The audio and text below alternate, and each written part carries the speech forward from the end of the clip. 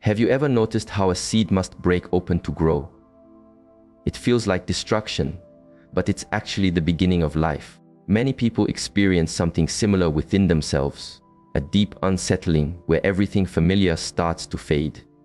This isn't madness. It's like the first breath after being underwater too long. When old beliefs begin to crumble, the mind often panics. It clings to what it knows, even when that knowing brings pain. At least I understand this, it whispers. At least I know who I am here. But what if that familiar self was never truly yours to begin with? What if it was just borrowed ideas from others, collected over time like stones in a pocket?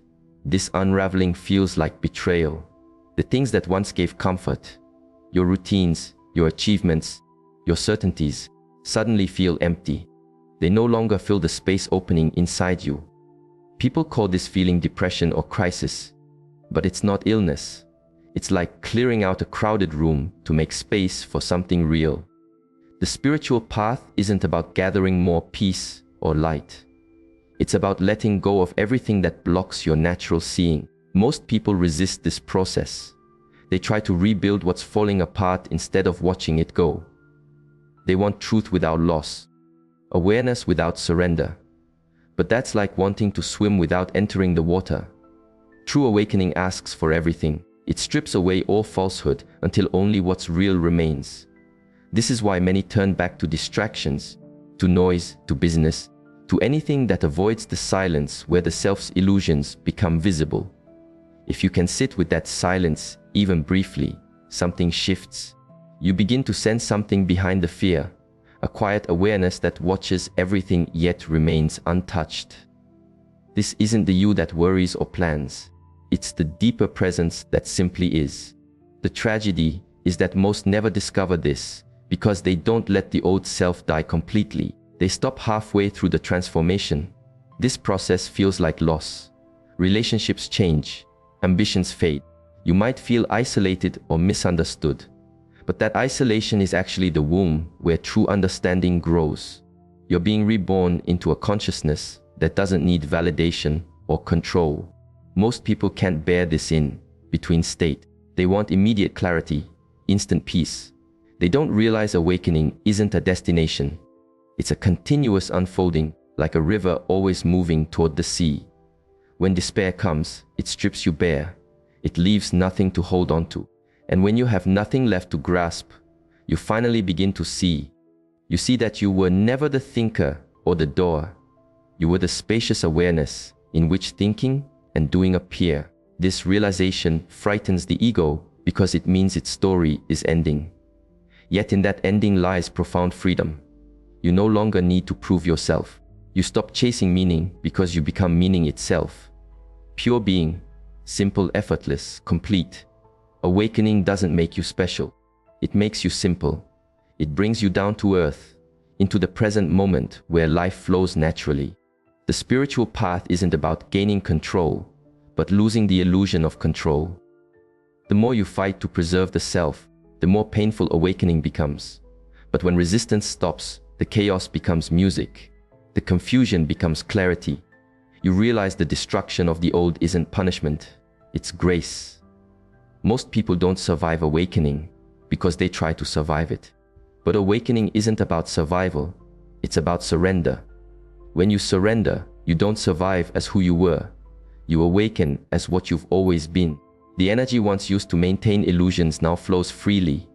Life becomes lighter, more spontaneous. You stop taking thoughts so seriously because you see them as clouds passing through the sky of awareness. This freedom comes after the storm. Many quit before dawn arrives, thinking darkness means failure, when actually they were closer than ever. Modern society treats awakening like a product, something to acquire through courses or retreats. But awakening isn't something you add to yourself. It's the falling away of the self that wants to acquire things. You can't possess enlightenment because enlightenment is the end of possession. You might lose friends who don't understand your silence. You might lose old ambitions. But what you gain cannot be lost again. You begin to see how everything connects, how the observer and observed are not separate. You look at a tree and momentarily don't see it as an object out there. You recognize the same life expressing itself in different forms. This vision isn't imagination. It's reality seen without distortion. Most people miss this truth because they're too busy looking for it in the future. But awakening is always now. It happens in this breath, this silence, this ordinary moment we often overlook. Awakening isn't the end of human life. It's the beginning of real living. When you realize you're not separate, your actions naturally become harmonious. Compassion arises not as duty, but as spontaneous expression of unity. You don't try to be kind. You simply are kindness because you see yourself in everyone. The ego might try to claim this realization too. It might whisper, "I am enlightened." But the moment it does, it's back in the dream. Awakening isn't a permanent state for the ego. It's the disappearance of ego. When you feel lost or afraid during awakening, remember, confusion is part of the process. The seed must break before the tree grows. Darkness isn't your enemy, it's your gestation. Most people don't survive awakening because they don't trust the breaking. They think they're falling apart when actually they're falling open. What you're losing isn't life, it's the illusion of controlling life. Once that illusion dissolves, everything you were seeking, peace, clarity, love, reveals itself as having been here all along, waiting for you to stop searching and simply see. The old self dies fighting. It asks, "Who will I be if I let go?" But you don't need to answer because the one asking isn't real. When you stop feeding that voice, a deeper intelligence moves through you. You start living by intuition instead of fear, by trust instead of control. Life, once heavy, becomes a dance. You don't choreograph it, you move with it. Awakening isn't spiritual escape. It's the most radical engagement with life possible. It doesn't take you away from the world. It brings you back with new eyes. Simple things, rain, a smile, your own breathing, become miracles because they're no longer filtered through thought. You experience them directly. This is what the wise called seeing the world as it is. Most people are too busy thinking about life to actually live it. Awakening ends that distraction and returns you to the raw immediacy of being. Awakening doesn't stop pain. It stops resistance to pain. You no longer build stories around suffering. You allow it to rise and fall like waves. The awakened person feels deeply, joy, sorrow, beauty, loss, but doesn't cling to any experience.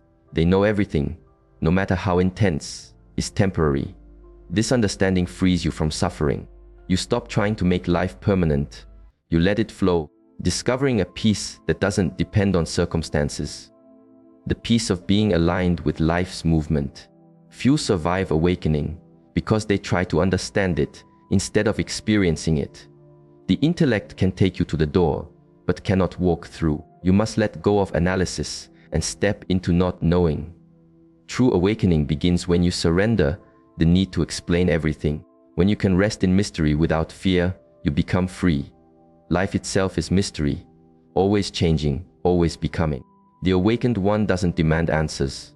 They dance with questions, trusting existence will reveal what needs known. If awakening feels unbearable, know this, it's supposed to. You're shedding lifetimes of conditioning.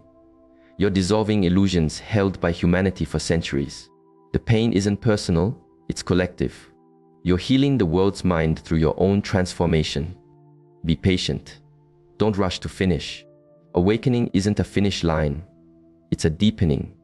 Every moment, life invites you to wake up a little more, surrender a little more, love a little more fully. Eventually, something beautiful happens. The struggle stops, not because you found answers, but because you realize there were never any questions. The mind falls silent, and you begin to laugh because the truth was never hidden. It was always here, disguised as the ordinary. You realize what you were searching for was the one who searched. In that moment, all separation vanishes. You see the universe has never been outside you. You're not a drop in the ocean. You're the entire ocean in motion. This realization can't be spoken. It can only be lived. Through awakened eyes, you see beauty in chaos, meaning in endings. Life is no longer something happening to you. It's happening as you. You stop asking about purpose because you've become purpose itself. Every breath expresses the whole. But don't make this into an idea. The moment you think you've grasped it, it slips away. Awakening isn't a conclusion, it's continuous discovery. It deepens as long as you remain open to wonder. If everything is falling apart, remember, you're not being punished, you're being purified. The life built on illusion dies so truth can live through you. Don't save the old structure, let it burn. From the ashes, something magnificent emerges. Not a new version of you, but the end of the idea of you. In that ending, you find peace so complete that the word awakening no longer applies. There is just this infinite, silent, luminous now. They think they're losing themselves, but they're only losing their chains. The ego cannot survive truth, and that's precisely the point. What dies in awakening was never real. What remains when illusion falls away is life itself, vibrant, eternal, unbroken. You are that. You have always been that. The rest was only a dream. So don't fear awakening. Fear staying asleep, living half a life, forever chasing shadows while the sun waits patiently. Breathe, trust, surrender. When everything seems to collapse, it's only the false giving way to the real. Let awakening consume you. Let it strip you bare. As it does, you'll discover what you truly are cannot be destroyed, lost, or died. You were never meant to survive awakening as the person you were. You were meant to awaken as the consciousness that dreamed that person into being. Once you truly know this, you'll see you never had to survive your awakening. You were the awakening itself.